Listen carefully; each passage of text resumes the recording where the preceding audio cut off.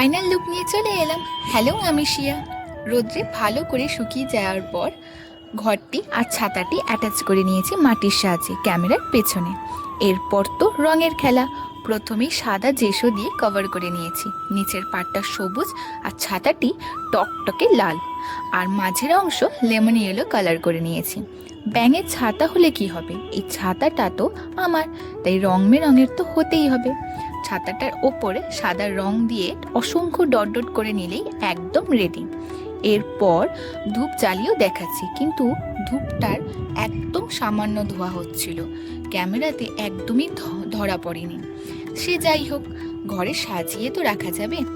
আর কথা মতো তোমাদের বলেছিলাম যারা যারা সঠিক আন্দাজ করতে পারবে তাদের নাম নেব, সেই অনুযায়ী তোমাদের সকলের নাম স্ক্রিনে শো করলাম।